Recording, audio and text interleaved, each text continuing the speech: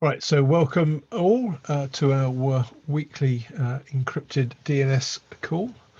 Thank you for joining. As you hopefully will be aware, we've got a panel discussion to start with today, which I'll come back to in a moment.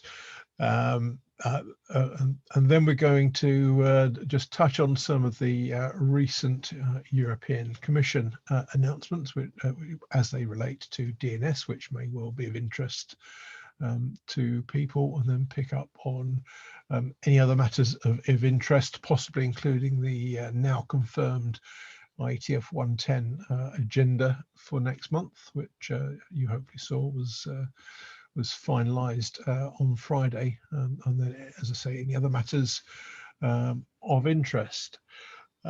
So just by way of a reminder then for our panel discussion before we launch into that, and let me just see if I can share my screen momentarily. So hopefully you can all see the picture on the screen. We're going to have a panel discussion today focused on the subject of centralisation, just really touching on some of the sort of centralisation, some of the privacy trade-offs, particularly those as they apply to DoH and ECH. Although it's quite possible that some of the issues that our panel touch on may well be have wider application than DoH and ECH, but we'll see where the conversation takes us. And what I've asked is for each of our panelists to give some opening comments of maybe 3 to 5 minutes, so ideally no more than that. Just really to share their initial thoughts, and then we'll open up for questions and comments and continue the discussion with others. So do bear that in mind as you're hearing the opening comments, and if you wish to come in when we open up the conversation, if you could use the sort of raise hand feature on Zoom if you're able to. Or if for any reason you can't, either put raise hand in the chat, or alternately, if it's not practical for you to speak where you're located at the moment, by all means put a question in the chat, and I'll endeavour to read that out when we get to that point. So let me first though introduce our panelists for today. So I've got 4 willing volunteers, so thank you very much to all of you for agreeing to take part. So in the order that you'll see them on the screen, we have Carl Gahnberg from the Internet Society, Amod Malviya from Udaan, Joey Salazar from Article 19, Vittorio Bertola from Open-Xchange. We should also have had Dominic Leszczynski from Last Press Label, but unfortunately Dominic's been taken ill, so can't join us this afternoon. What I've also put on the slide is a link to an internet draft that Dominic has written on the matter at hand, in case that's of interest to anyone, and also a link to a still fairly recent Internet Society report on consolidation of the internet. And those of you familiar with the subject will be aware consolidation and centralisation often are used interchangeably, but essentially to mean the same thing. So those are 2 documents you may wish to look at your leisure after the call. But what we'll do though, as I say, is I'll ask each of the panelists to share their opening thoughts, and then we'll move on from there, and we'll do it in the order that the panel are listed on the slide. So if I could ask first that if Carl is able to unmute, and I don't know if you've got anything you wish to share, Carl, but if you do, you should be able to do that. Or equally, if you just wish to talk, that's completely fine as well. So the floor is yours.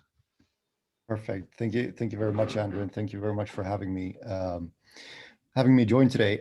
I do have a few slides, so I'll try to share my screen here.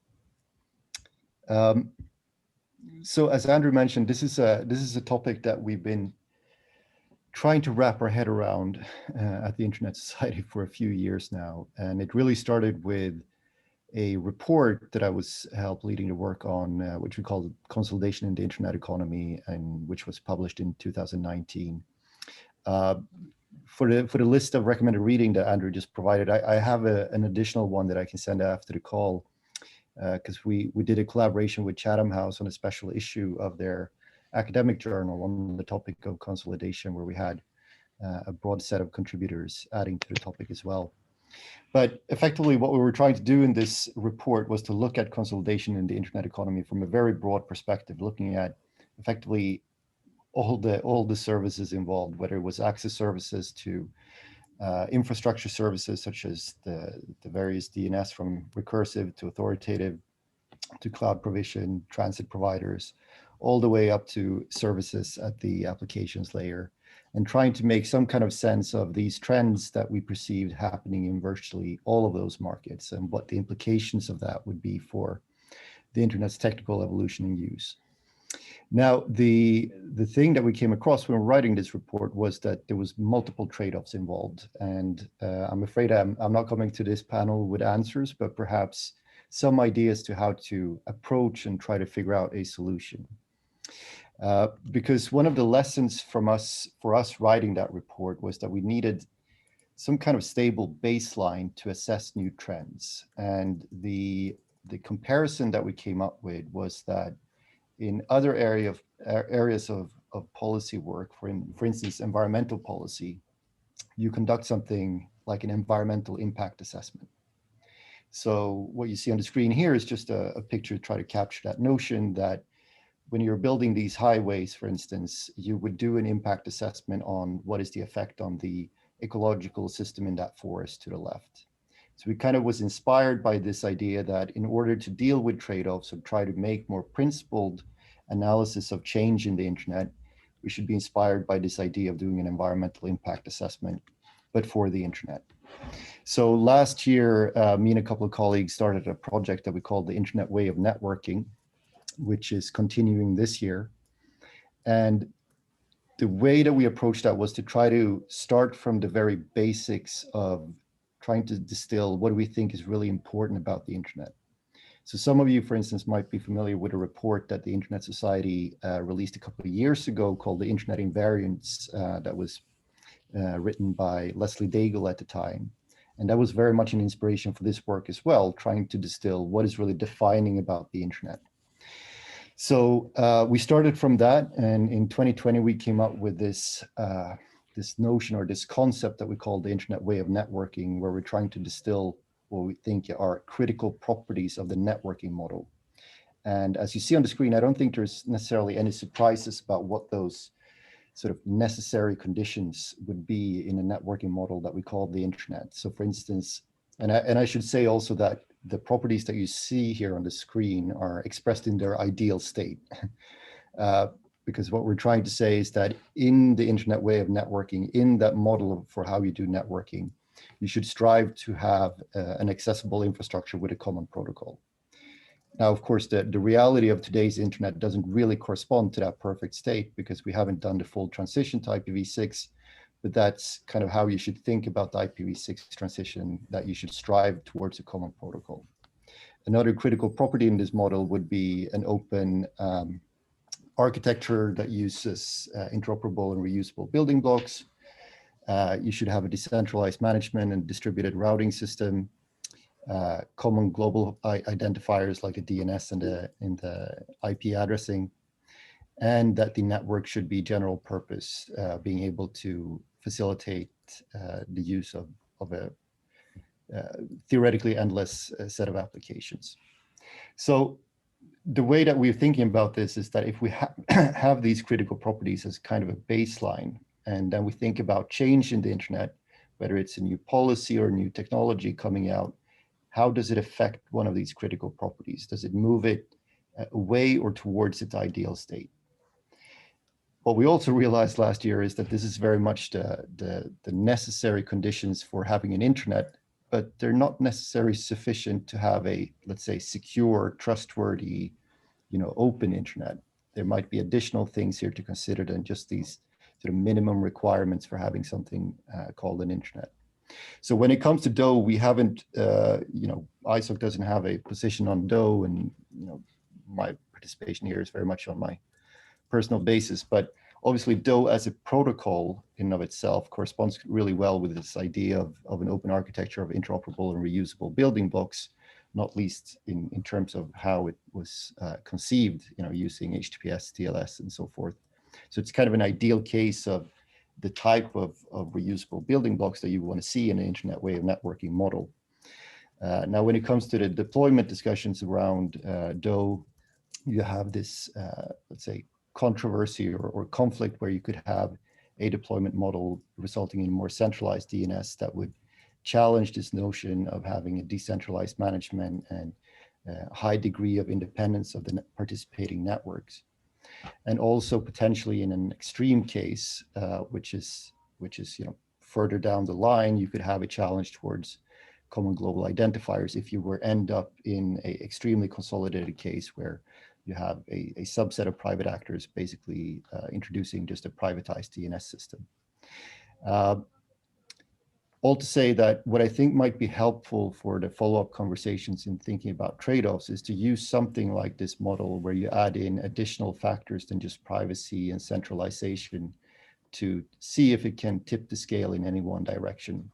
And I should mention that what we're doing this year is trying to complement the picture that you see on the screen to also look at factors that might be important for, let's say, safeguarding a secure internet or a trustworthy internet. So you can think about this picture being complemented by things like confidentiality, integrity, and so forth. But hopefully this will be some type of inspiration for the following discussions about thinking about trade-offs. Thank you. Perfect. Thank you, Carl. And yeah, I think that's a good model, because nothing's perfect, and certainly thinking about the trade-offs, good and bad, is a useful approach. Okay, well, let's move swiftly on then. So I'd like to hand over then to Amod to then continue and share your thoughts. And again, we'll see where that takes us and continue forward. So Amod, over to you. Thanks a lot for having me, Andrew. Good to be talking on this topic. Just a very quick introduction about myself. I'm Amod Malviya. I am one of the founders of this company, Udaan, which is a B2B e-commerce company in India. I've been in the technology, in the internet technology space in India for a while now. I'm speaking largely as an individual, who's grown up on the internet, as well as a person who spent all of my professional career in building technologies on the internet, as well as gaining from such a fantastic amalgamation of culture that actually happens on the internet. So I am approaching this discussion largely from the perspective of a person who cares about a lot of those traits, just like all of the fellow panelists, and I'm pretty sure pretty much all of the audience. So yeah, I would like to build upon some of the points that Carl was actually sharing, because what he talked about sort of is precisely how I like to think about some of these pieces as well. I think it's one thing to actually talk about protocols. It's another thing to actually talk about some of the deployment models around it. In addition, we actually need to discuss some of the reality around how internet has been evolving in most of the world. It's been largely on the basis of smartphones and mobile devices.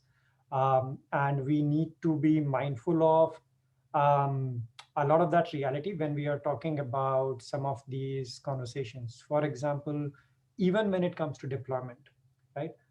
The amount of centralization that we end up being bothered about versus the amount of the amount of power that is actually resting in the hands of just these two players, these two dominant players in the smartphone space.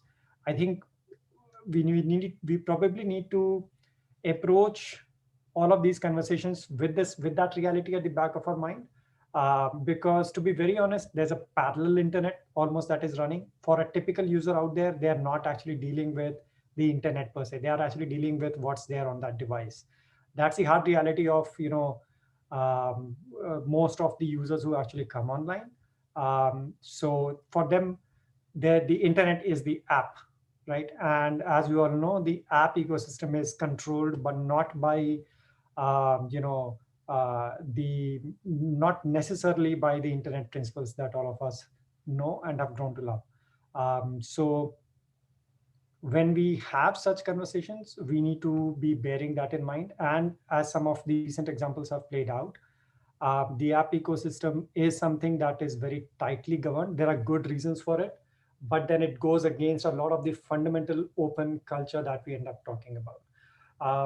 Centralization, I obviously don't need to remind the audience about the concerns that actually come with it. Governments world over have, it becomes much easier to essentially control what in whichever direction you want the internet to be taken to. And that's all the more reason for us to be thinking about mechanisms, protocols, architectures of the next generation of internet. And it is going to be on mobile devices, and we need to be thoughtful about what kind of choices we make and how we make those choices, so that we can protect the next 5 decades of internet. Over to you, Andrew. Thank you, Amod, and that's a point well made.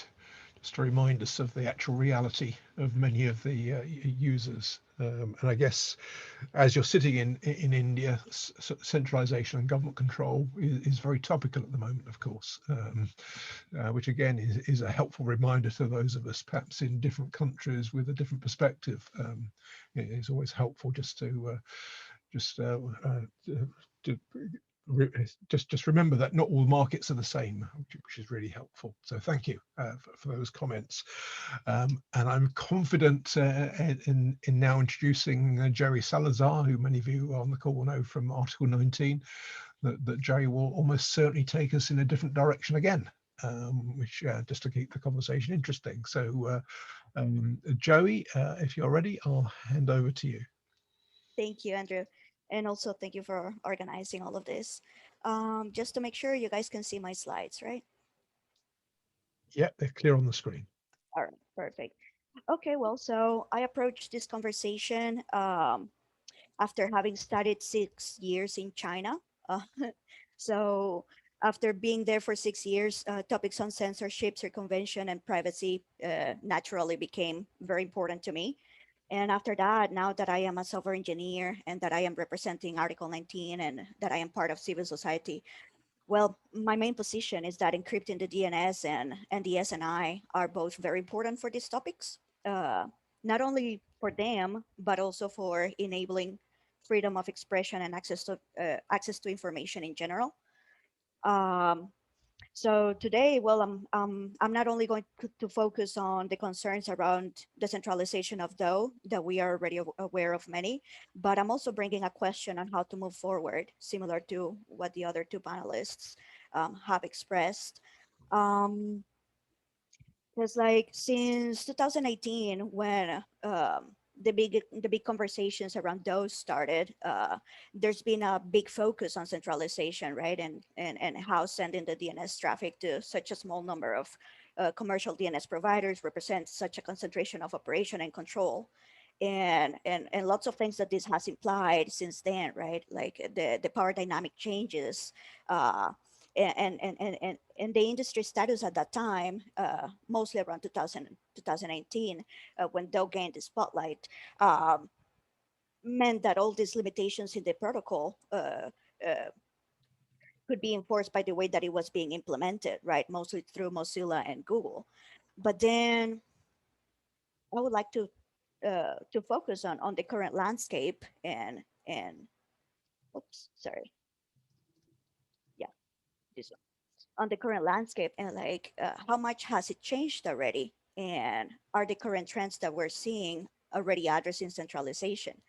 Well, as we all know, both Mozilla and Google's browsers list more and more DoH providers in their settings, also for manual configuration. And they continue to do so as more service providers get their deployments ready, and as more of them continue to be um, um, compliant with their policies and their requirements. So on top of this, there's also ongoing efforts for bringing these encrypted DNS services to the OS level for different devices, both through paid software as well as through open source software. So from my point of view, this continues to defy the centralization point of the argument, right? I'm sorry, I thought somebody was going to say something. Anyways.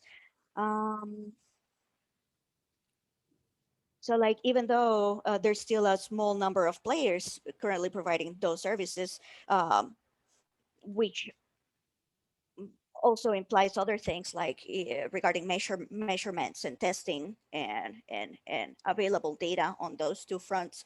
Well, as more and more providers continue to add their services, I really believe that we could tackle at least this side of the problem, no? As well as shifting back some of the power dynamics and the monitoring control back to those service providers. But then, as we have been talking in recent EDI conversations and in other places, there's still other problems, not only well, mostly focused on centralization, but not only on those. So for example, smaller service providers might not count with infrastructure to implement or deploy their own those services. And even if they do, their solutions might have lower results than the bigger providers, right? Than the bigger players. So this might have been, or this might push ISPs or providers towards towards the apparently simpler direction of adopting those services that are being offered by those large players. And also, as mentioned before, since there's a low number of, well, relatively low number of measurement and tasting, these service providers also don't have like enough preparation for these large changes in their infrastructure, right?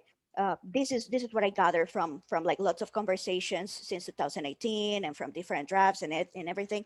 So like, even though like things are changing, there's still these are some other considerations that we need to talk about and to try to find a solution together. So today, this is the question that I bring. What else can we do regarding these things about centralization and against it? The promotion of the provision of DoH by local service providers might help the problem, but it might not be the best or the only solution. The current trend of traffic shifting to these cloud providers, it's a real situation that we need to talk about. Here, the ad group might be able to help us, right, as they're already doing with lots of different drafts. But yeah, so that's the question I bring today. Like, which are the ways that we are all seeing in our different areas, in our different sections of the industry, for ways to move forward in this debate? So thank you for listening. Fantastic. Thank you, Joey, and good to see those thought-provoking questions at the end to at least propose a way forward, which I think is helpful, which I guess we may well come back to. But before we do that, last but by no means least, we move to yet another country. So our final panelist for this afternoon, Vittorio Bertola from Open-Xchange, who, again, many of you on the call will know already, with the Power DNS software. So can I hand over to you, Vittorio, for your thoughts before we open the floor to others? Sure, so let me share my screen. And yeah, So I also have a few comments that I wanted to share. Basically, 3 major points that I would propose for the subsequent discussion. So the first one is about the relationship between encryption, privacy, and centralization. And basically, it's the point that centralization in the end is a privacy risk in itself. And part of what has emerged by the discussion on DNS centralization is that there was some misunderstanding on the fact that privacy is just privacy in the transport of information, and so it's fully guaranteed by encryption. While in the end, privacy is about the entire information life cycle, and so you should actually have a look of all the set of data processing steps that the data go through. And in the end, the privacy is only equal to the privacy of the weakest link. And every time you add new parties into this data loop, you actually lose some privacy. And especially if you give information to people that already have a lot of information about you, then you create a bigger threat to privacy, because they can actually build a much better profile over you, and so they actually have more to gain by breaching your privacy and crossing the data they already have with the ones they acquire.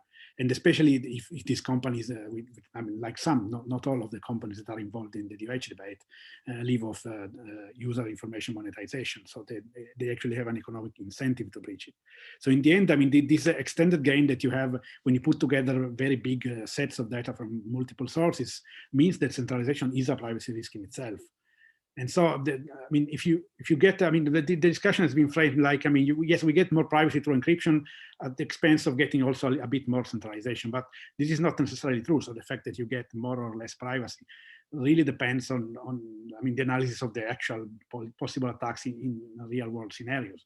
And so you might get more or less in this change of scenario depending on actual situations.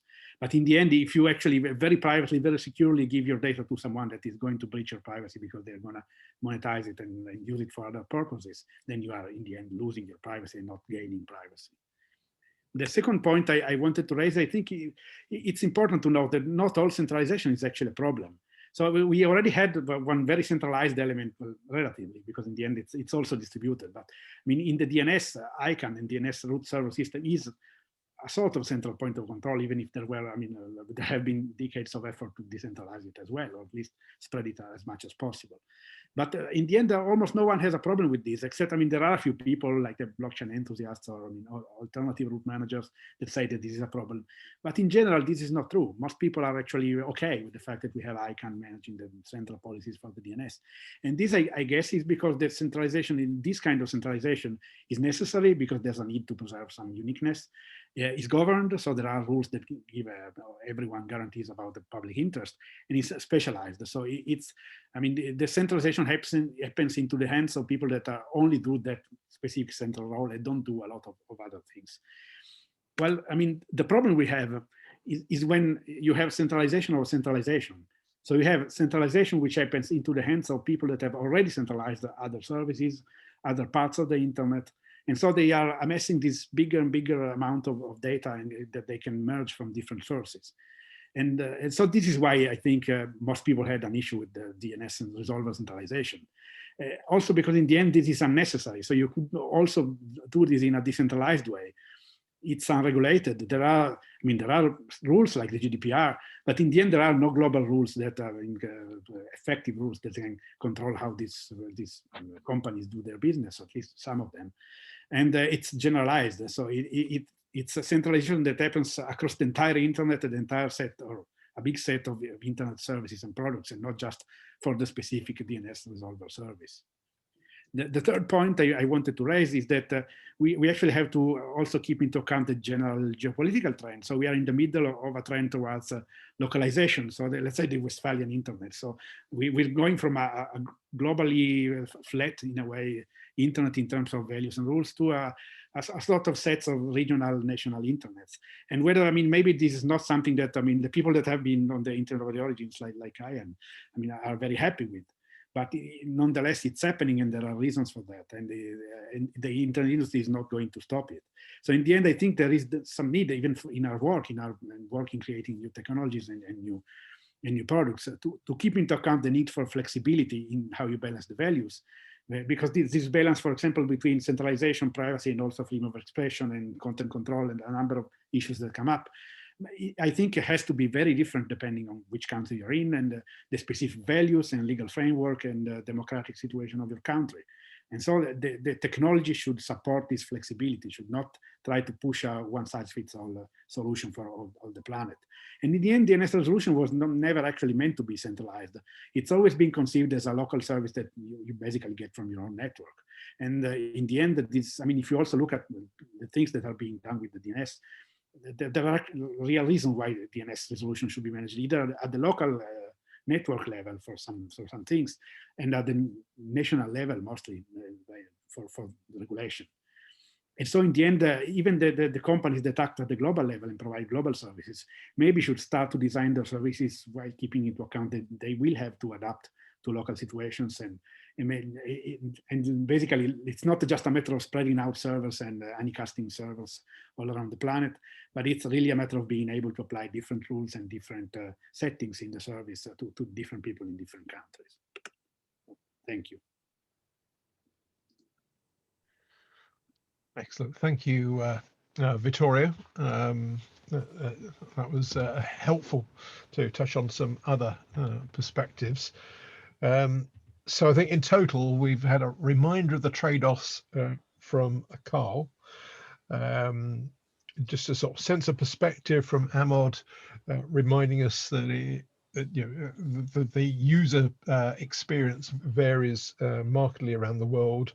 And no matter how decentralized the internet infrastructure may be, if the control of the handsets is very highly centralized, maybe this is all academic anyway.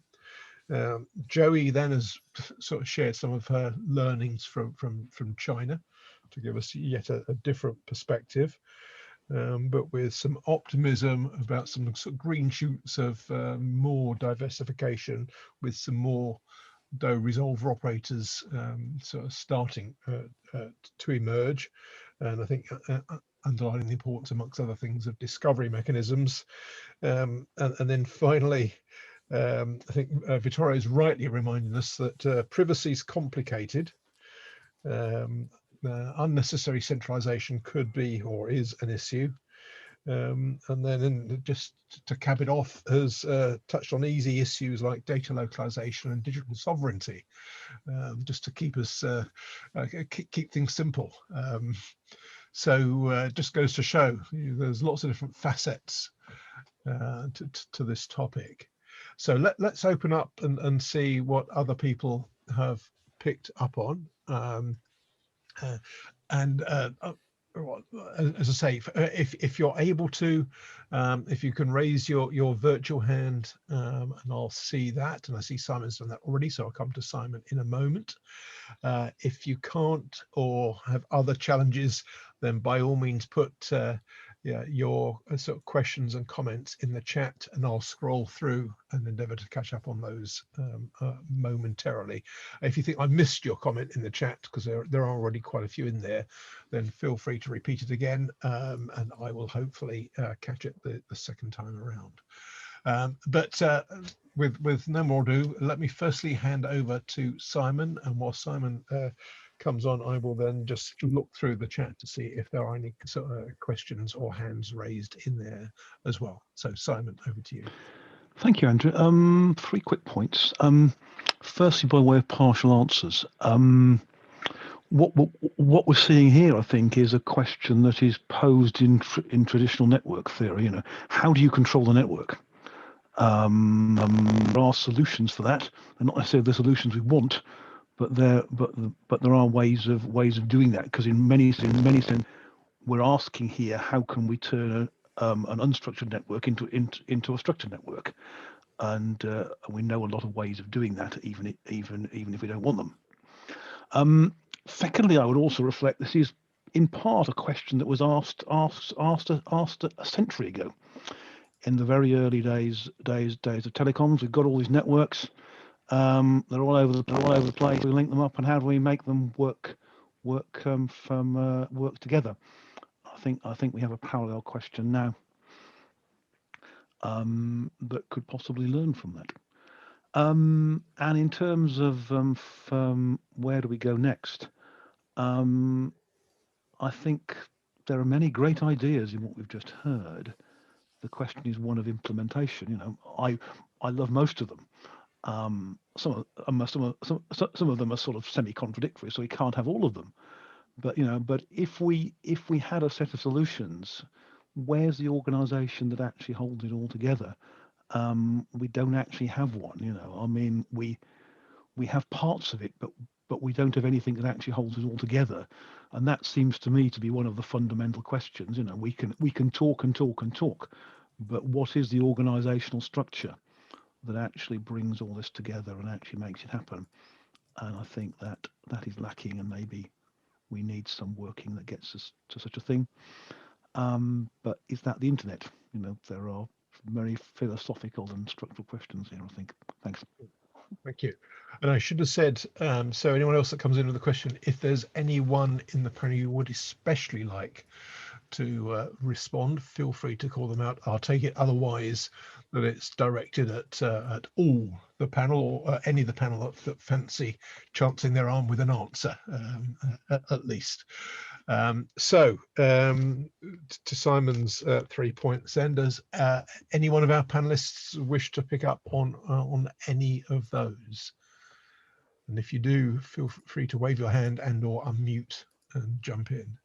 I can start, give it a go. I'm not sure if I'll give Simon clear answers, but I wanted to pick up what the last bit that you talked about, like sort of lessons from the past or lessons from the telecoms. And maybe this is a different lesson, but I do think it's an illustrative example, is that, you know, we tend to talk about consolidation, centralization, and concentration almost as if they were the same thing. I think Andrew alluded to this in the beginning, and that they're used interchangeably, but you could make nuanced distinctions between them, that consolidation is effectively something, becoming lesser in size, a lesser market, a player growing, while centralization is effectively, a relationship metric between different nodes. And then concentration is similarly sort of about relationships.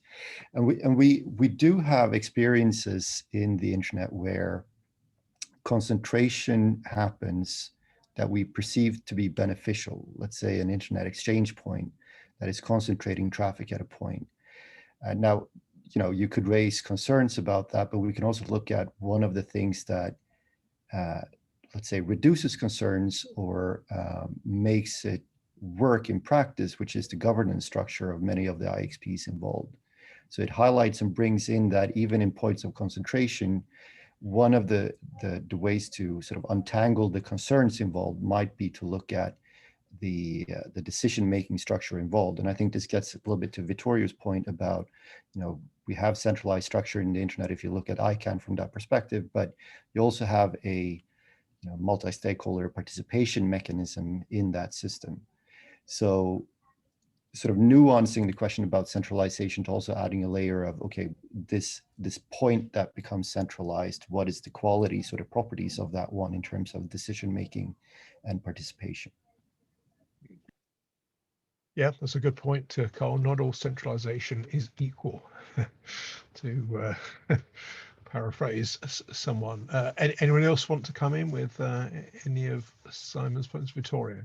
Well, yeah, maybe to continue on the comparison with all the, say, traditional networks, actually, the reason why people like the internet is because it was not like the previous telecommunication networks, especially because it could grow, in a decentralized way through permissionless innovation and not through a very limited number of licensed operators that will run the network for everyone and control what could be shared and basically every kind of service and product together with the government.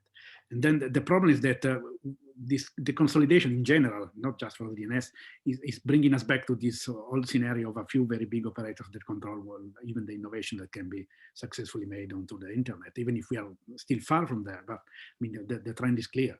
And so that's actually the concern. And also, importantly, when this was happening with traditional telcos at the national level, there was still a government that could be the counterpart, and in a way, at least theoretically, ensure the public interest. But at the global level, there is no global government. And so there is no clear party that can be the counterpart of these private companies and to preserve the public interest. And so it's even worse than it was with the traditional telco model. Great, thanks, Vittorio. Yeah, I think that that multi-stakeholder bit is important potentially in this context. Yeah, I also, if I can also jump in, Sure. I really liked particularly the last few questions that Simon said. Like, how do we implement these steps to move forward, right? And there's no organization to hold it all together. How can we make this happen?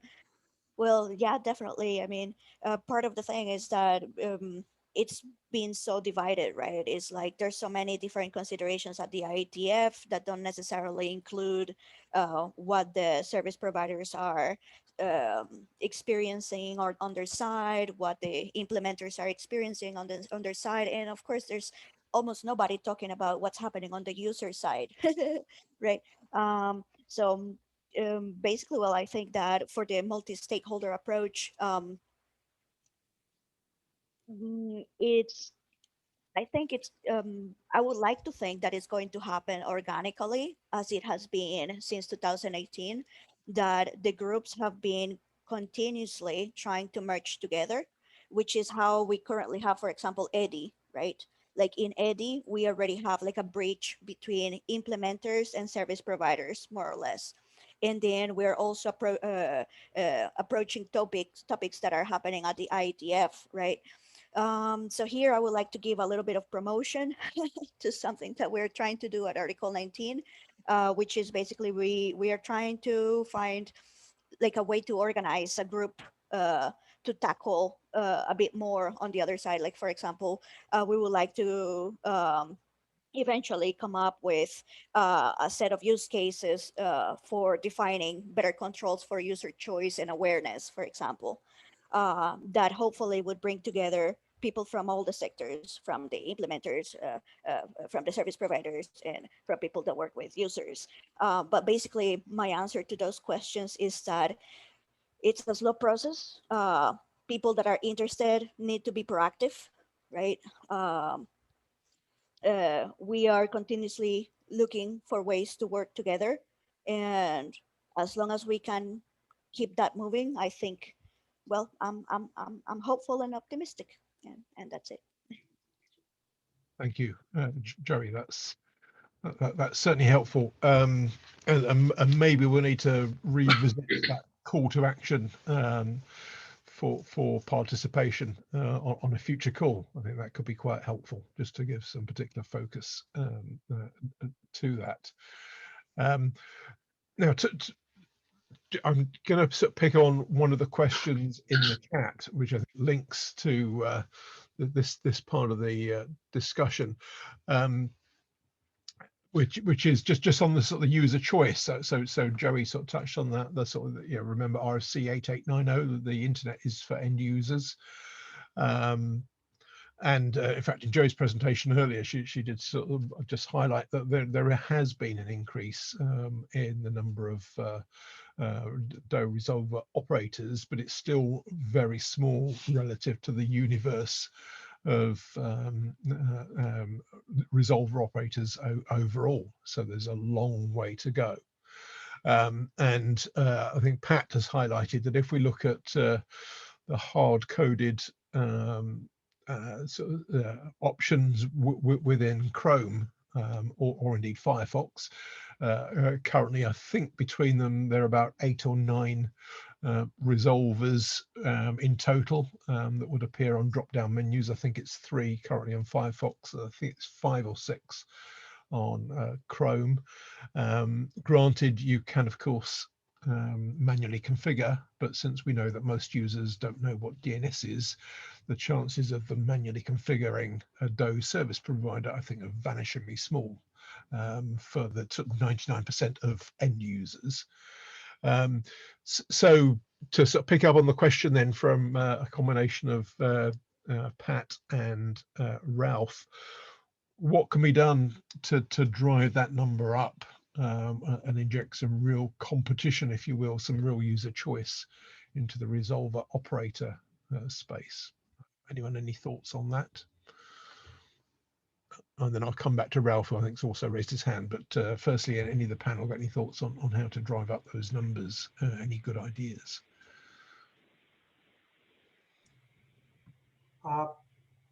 I would probably say that driving up the numbers is always tricky. It's almost like forcing the users to change behavior or become a lot more aware. While there are programs that can be run around it, I think it's always difficult. What we need to probably figure out is, where do some of these abstractions lie, and is there enough isolation between each one of these abstractions? For example, DNS as a service is becoming deeply hard-coded into the operating system, particularly in the mobile world, right? You actually need to install an app now, to actually change a DNS service. So, and the barrier to that is extremely high.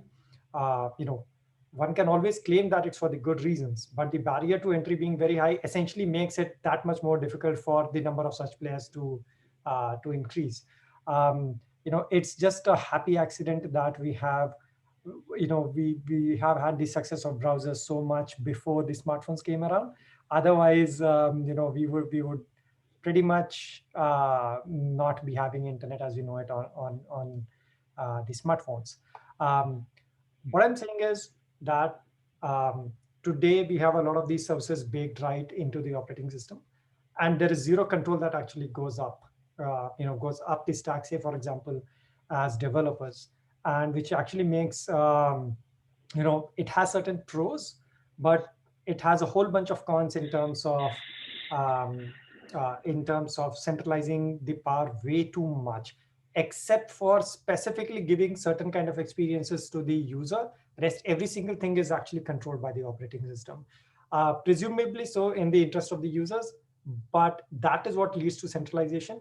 And we need to figure out how to break down those protocols. I don't have an answer. I'm just laying down this reality that as a person, my experience has been that changing user behavior is just, a lot more difficult than probably changing the architecture. Yeah, that's a fair comment, Amod.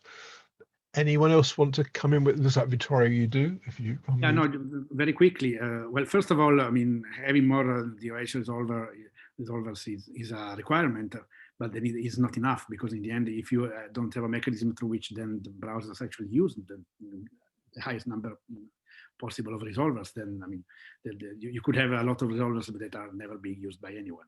But that's the part. I mean, that's part of the more general discussion in how do you break this kind of gatekeeping dominant position, and possibly in the end that will be up for regulation. I mean, but in terms of having more resolvers, I think that this would have been much better if we had started since the beginning saying we need to upgrade the existing distributed DNS resolution model.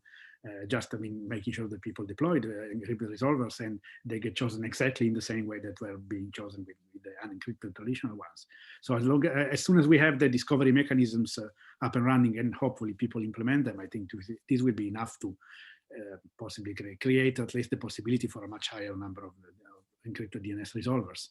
And in the end, I think that, I mean, even if I don't like what Mozilla has been doing, I acknowledge that they managed to create some push for this to happen and for everyone else to deploy their encrypted resolvers. So now there's even a good rationale for people to actually deploy DNS resolvers, at least if they are not willing to lose the fact that they provide the DNS service to their users and customers. Okay, thanks, Vittorio. That's helpful. Now, I know there's some more questions in the chat, but I can also see Ralph has his hand raised. So, Ralph, do you want to come off mute and ask your question whilst I just catch up on the rest of the chat? It was more a comment on the topic on raising that. So the thing is, the best way to raise it to a kind of good level is to get all the people that run regular resolvers now to do DoH resolvers. And we've seen, granted from some ISPs already, headways in doing that, because that means whenever the auto upgrade mechanism comes alive, they will be kind of secure and have the local network connection that they had before. Now, the driving that up is a bit of a problematic, and one of the things that scares me a bit is when you look at the number of things you can put in a top-down list. There are currently 5 in, I believe, Chrome and 3 in Firefox. That doesn't scale.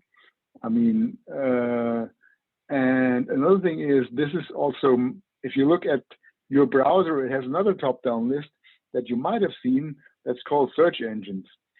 And there are hundreds of millions of dollars being floated around every year on, well, what position you get in that list. So I think really going forward, we need to get rid of the fact that, well, it's kind of automatic, or you really have to hard code the stuff, because any of the top-down list will have problems.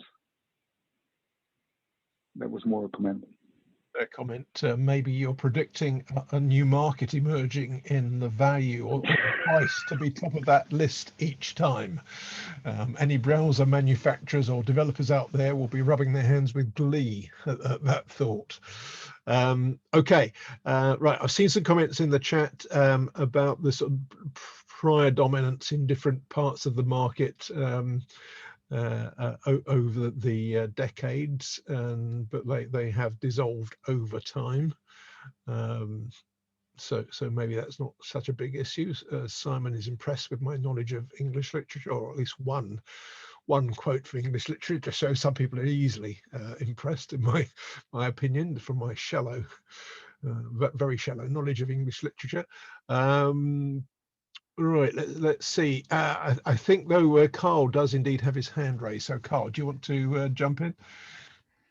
Yeah, thanks. It's I hope I'm not distracting the conversation now. The first one was actually a question to the group that I'm sure knows a lot more about this than I do in terms of the incentives for especially becoming a public DNS resolver. Like, what is the incentive structure for, let's say, we have a few large now with Quad 8 or the Cloudflare ones. Why aren't we seeing more of the big cloud providers trying to challenge that? And is there any lack of incentive structures to that?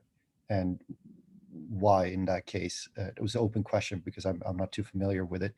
The second one was a reaction to what Vittorio was saying, that the ideal state for encrypting DNS might have been that you would have started from a more distributed solution where you would have had a adoption in the local networks of encrypting DNS, but clearly the incentive structure wasn't there. There wasn't a will to do it, and in a way, the evolution that we've seen is a reaction to not having had that being performed by many of the local networks. And perhaps as an inspiration, we've been looking at this problem of, let's say, generating incentives when it comes to the routing system and routing security at the Internet Society, where we have the mutually agreed norms for routing security, which is trying to address a similar topic where there's no inherent incentives for the network operators to improve the state of routing security in many instances, but you're trying to progress it by creating a set of norms that more and more recognize and adhere to, and in the end, perhaps a kind of naming and shaming function, where if you do not take on these practices of strengthening the global routing security, you're seen as not feeling you're part of the bargain. And maybe there is something from that to learn when it gets to securing the DNS as well, about proliferating norms about what is good behavior in terms of DNS service provision. Okay, that's good question. So I know we've got a number of resolver operators, including at least one global resolver operator on the call. So I don't know if anyone wants to comment on the incentives or disincentives as you see them to enter the market. Anyone bold enough? Hi, this is John Todd speaking. I potentially as one of your global resolver operators. So there's an incentive for, I think that to answer the question specifically, there's an incentive for operators who have secondary products who get information from a DNS stream. That's a clear one. There are disincentives because of, again, now things like the GDPR, which create barriers for offering the service across borders. And of course, there's a disincentive for creating a global network at as many locations as you possibly can, so that it's universal. This is probably a much larger conversation, but it's the question of what is the data useful for, and is the service itself going to improve your other business, is really the two questions I think that come out of whether they're a company or an organization would be incented to create a global resolver. And then you move into the secondary markets or the secondary tier of resolvers, which are organizationally based, who have an incentive to offer it for their own user base, that to all destinations, not necessarily to all destinations that are a certain content path. So I think that the answer of motivations depends widely on what your business model is and what is it you need to get out of creating such a recursive resolver. It's a complicated answer. And John, dare I ask as a supplementary question, in terms of orders of magnitude of cost to create a global resolver, I'm not asking you how much Quad9's invested, to be clear, but what sort of sums are we looking at? It's in the millions, obviously. I mean, the infrastructure on which this is deployed and then the ongoing operational costs are in the millions. It depends on what you want to get out of it as well. If you're discarding data, your data storage requirements and therefore the costs associated with them are relatively light. If you're not tracking anything, if you're doing much more with it, then that's really depends on the costs that the organization's willing to bear and what they want to get out of it. Again, what's the end goal? So it varies depending on the business model.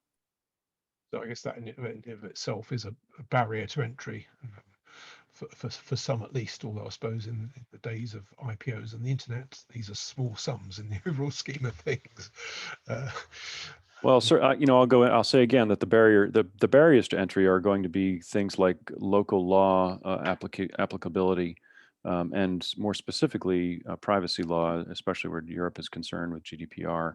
That becomes that is or will be a critical issue, I think, in a lot of cases as to how regional or local law applies to the DNS going forward. Fantastic, thank you. Right, has anyone got any last burning question?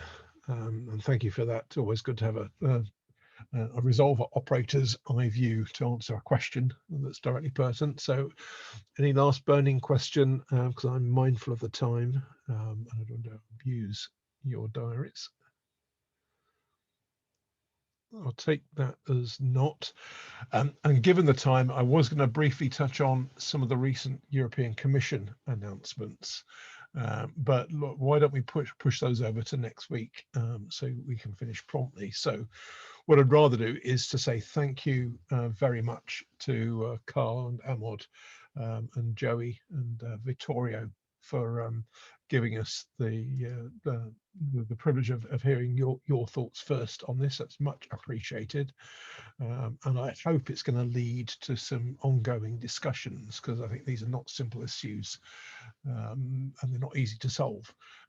So hopefully this can be an ongoing discussion, and certainly, for example, with Joey's point, let's revisit the Article 19 initiative over the coming weeks to see if we can actually get some participation in that, as well as some of the ISOC activities and other things. So thank you, panelists in particular, everyone in general, for your time. I hope that was interesting, and we'll meet again next week when we're going to have some of the resolver operators on to share some of their experiences in their encrypted DNS trials over the last 6-9 months. So have a great week, everyone. Thanks all. Thank you, everybody.